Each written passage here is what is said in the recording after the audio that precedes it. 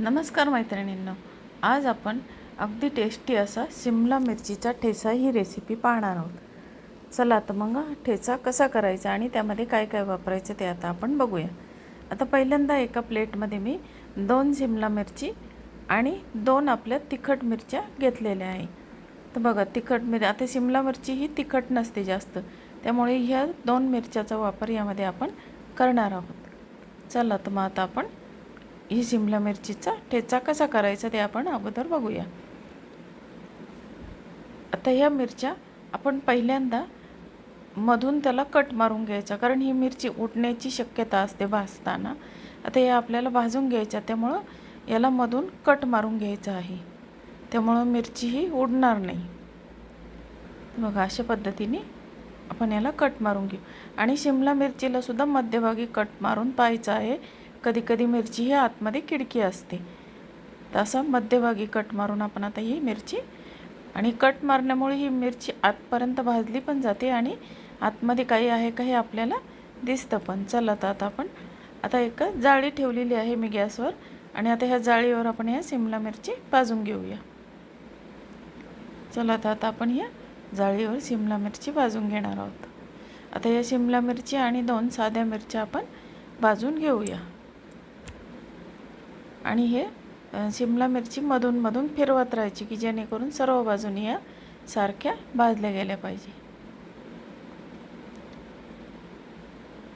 अशा पद्धतीने आपण या मिरच्या फिरून घेणार आहोत आणि सर्व मिरच्या दोन्ही मिरच्या व्यवस्थित भाजून घेऊया। आता या मिरच्या भाजून झाल्या आहे, आणि तुम्हाला जर थोडंसं वरचं चाकूच्या साहाय्याने काढायचं असेल तर तुम्ही काढून टाकू शकता। तर बघा, अशा पद्धतीने आपण आता याचं देठ काढून घेऊया। आता याची देठ काढून घ्यायची आहे, आणि आता देठ काढल्यानंतर त्या पूर्ण आपण आता चाकूने चिरून पाहूया आतमध्ये परत खिडका आहे का नाही। अशा पद्धतीने त्याची मी कट करून घेतलेली आहे ती। आणि आता काय करायचं बघा, आता एक चॉपर घेतलेला आहे, आणि आता चॉपर सगळ्यांकडे असतं आणि कोणाकडे नसेल तर त्यांनी मिक्सरवर फक्त चालू बंद करायचं एकदा। अशा पद्धतीने आता त्या चॉपरमध्ये मी त्या मिरच्या, दोन्ही प्रकारच्या मिरच्या टाकून घेतलेल्या आहेत, आणि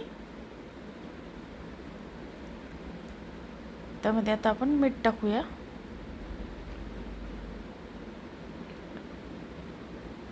आणि आता 4-5 लसणाच्या पाकळ्या त्यामध्ये आपण टाकून घेतलेल्या आहे,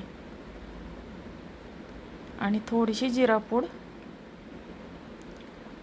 जिरेपूड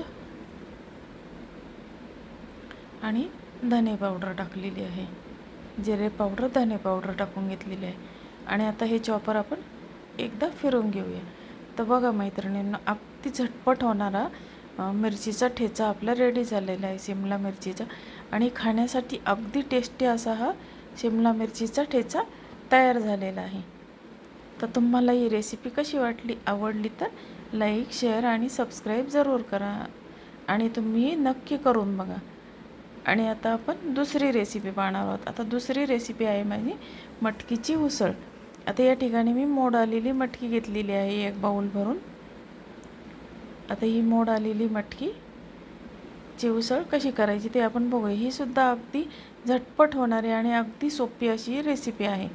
आता आपण एका दिवशी 2 भाज्या करतो, एक पातळ आणि एक कोरडी, त्याच्यात ही मटकीची उसळ आपण आता बघूया। आता यामध्ये घालणार आहे मी लसूण, कोथिंबीर आणि कढीपत्ता। चला तर मग आता आपण ही भाजी कशी करायची ते बघूया। आता गॅसवर मी एक पॅन ठेवलेला आहे, आणि त्यामध्ये आपण अर्धी पळी तेल टाकून घेतलेलं आहे, आणि त्यामध्ये लसूण टाकून घेतलेला आहे, जिरे, मोहरी आणि लसूण टाकलेला आहे, आणि आता कढीपत्ता टाकलेला आहे बघा। आणि आता आपण या फोडणीमध्येच मसाले टाकून घेऊया। त्यामध्ये कांदा लसूण मसाला, लाल मिरची पावडर, हळद आणि हिंग टाकलेला आहे, आणि आता आपण ही मटकी टाकून परतून घेऊया। आता ही 2 मिनिटं आपण मटकी परतून घ्यायची आहे,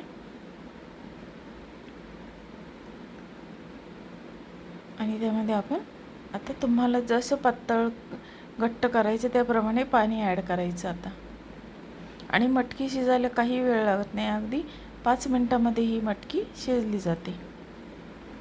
आता आपण त्यामध्ये पाणी टाकून घेतलेलं आहे. आता 1 चमचा भरून मीठ टाकलेलं आहे आणि अगदी कमी तेलाचा वापर करून अगदी टेस्टी अशी ही भाजी तयार होते. आणि आता यामध्ये मी 2 चमचा भरून खोबरा, लसूण आणि जिरे आणि लाल अख्खी मिरची वाटून 2 चमचे टाकली आणि 2 चमचे शेंगादाण्याचा कूट टाकलेला आहे. आता खोबरं, लाल मिरची, लसूण आणि जिरे आणि मीठ याची चटणी करून डबा भरून ठेवायची आणि ती 2-2 चमचे प्रत्येक भाजीत टाकली तर भाजीला अगदी छान अशी टेस्ट येते. आणि आता कोथिंबीर आपण त्यामध्ये ॲड केली आहे आणि आता आपण त्याच्यावर झाकण ठेवून शिजवून घेऊया.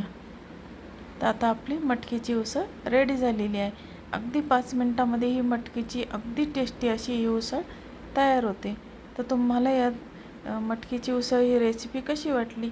आवडली तर लाईक, शेअर, सबस्क्राईब जरूर करा आणि तुम्ही या दोन्ही रेसिपी नक्की करून बघा आणि मला कमेंटमध्ये सांगा. धन्यवाद.